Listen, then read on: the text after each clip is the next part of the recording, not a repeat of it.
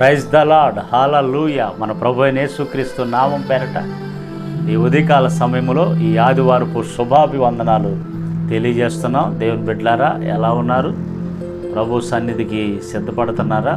ఆరాధించడానికి, సాక్షిగా నిలబడటానికి, కృతజ్ఞతలు చెల్లించడానికి, దేవుని మాటలు వినటానికి, దేవుణ్ణి ఉత్సాహ గానంతో, సంతోషంతో ఆయనకు ఆరాధన స్తుతులు చెల్లించటానికి సిద్ధపడుతున్నారా? దేవుని మందిరాన్ని మనము ఆసక్తిగా ప్రేమిస్తూ సంతోషంగా ఆయన సన్నిధిలో ఉండాలి. దేవుడు మనలను జ్ఞాపకం చేసుకొని ఆశీర్వదించేటటువంటి ఒక మంచి అద్భుతమైనటువంటి సమయం అది. నా ప్రియ దేవుని బిడ్డలారా, కీర్తనకారుడు 95వ కీర్తన 1వ వచనంలో, రండి యెహోవాను గూర్చి ఉత్సాహధ్వని చేయుదుము, మన రక్షణ దుర్గమును బట్టి సంతోషగానము చేయుదుము. 2వ వచనంలో, కృతజ్ఞతాస్తుతులతో ఆయన సన్నిధికి వచ్చేదము, కీర్తనలు పాడుచు ఆయన పేరట సంతోషగానము చేయుదుము. దేవుని గురించి పాడాలి, రక్షణ దుర్గమును బట్టి సంతోషగానాలు పాడాలి. దేవుణ్ణి ఉత్సాహ ధ్వని, దేవుణ్ణి స్తుతించడానికి, దేవుణ్ణి ఆరాధించడానికి ఒక ధ్వని అనేది రావాలని చెప్తుంది. పరలోక పట్టణంలో దేవుణ్ణి ఆరాధిస్తూ ఉంటే గడప కమ్మల పునాదులు కదిలించబడ్డాయని యెషయా గ్రంథం 6వ అధ్యాయంలో స్పష్టంగా అంతటి ధ్వని, అందరూ పరిశుద్ధుడు పరిశుద్ధుడు పరిశుద్ధుడు అని ఒక పెద్ద స్వరాలెత్తి యోహాను భక్తుడు ప్రకటన గ్రంథంలో చెప్తాడు, గొప్ప స్వరం వినపడగా వింటిని అని. పరలోకంలో స్తుతులు ధ్వని ఉంటుంది, యెహోవాను కూర్చిన ఉత్సాహ ధ్వని ఉంటుంది. భూమి మీద చాలామంది మౌనంగా ఉంటారు.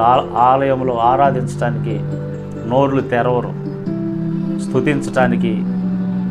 మనకి దేవుడు నోరిచ్చింది ఆయనకి స్తోత్రగానం చేయటానికి మనం చేశాడు. మన నోటితో యేసయ్యను స్తుతించాలి. గొడవలాడమంటే పెద్ద స్వరం వేసుకొని గొడవలాడతారు, స్తుతించమంటే స్తుతించరు. రక్షణను బట్టి సంతోషగానం చేయమంటున్నాడు. దేవుడు మనకిచ్చిన ఆత్మీయ రక్షణ, ఆత్మరక్షణ చాలా విలువైంది. ఎందుకంటే ఈ లోకం విడిచిన తర్వాత మరొక జన్మ అనేది మనకు ఉంది కాబట్టి, అక్కడ మనం యుగయుగాలు బ్రతికి ప్రభుతో ఉండాలి కాబట్టి, అలా ఉండాలి అని అంటే మన ఆత్మకు రక్షణ అవసరం కాబట్టి, ఆ రక్షణ దేవుడు ఉచితంగా యేసుక్రీస్తు పేరుతో మనకు ఇవ్వటం అనేది చాలా శ్రేష్టమైనటువంటి విషయం అన్నమాట. అందుకే అదిచ్చావు ఇదిచ్చావు అనే దానికంటే కూడా నాకు విలువైంది ఆత్మరక్షణ. ఆ ఆత్మరక్షణ కోసమే యేసు ప్రభు వారు ప్రాణం పెట్టింది, ప్రాణ త్యాగం చేసింది. కాబట్టి విలువైనది నీ ఆత్మరక్షణ. అది ఎవరో ఇవ్వలేనిది. భూలోక అవసరతలు కొన్ని మనుషుల ద్వారా మనం తీర్చుకోవచ్చు, డబ్బు ద్వారా తీర్చుకోవచ్చు. కానీ ఆత్మరక్షణ అనేది ఏ నరమానుడి ద్వారా అది వచ్చేది కాదు. అది కేవలం యేసుక్రీస్తు మన కొరకు ప్రాణత్యాగం చేసి రక్తాన్ని చిందించడాన్ని బట్టి ఉచితంగా మనకు ఇవ్వబడింది. కాబట్టి ఆ ఆత్మరక్షణను బట్టి దేవుని మందిరంలోకి వచ్చి సంతోషగానం చేయమంటున్నాడు. అంటే సంతోషంతో పాటలు పాడండి, ఉత్సాహధ్వని చేయండి అని చెప్తున్నాడు. కొంతమంది మందిరంలో ఆ ఏడుపు మొఖాలు వేసుకొని కూర్చుంటారు, దిగాల మొఖాలు వేసుకొని కూర్చుంటారు. ఏదో పోగొట్టుకున్నట్లుగా, ఎవరి వల్ల ఏదో కీడు జరిగింది అన్నట్టుగా, నా ముఖం వికారం చేసుకుంటే ఎవరైనా నన్ను దయదలిచి, ఎవరైనా నన్ను చూసి జాలిపడి ఏదైనా ఇస్తారేమోనన్నట్టుగా ఆశించి ముఖాన్ని వికారం చేసుకొని కూర్చుంటారు.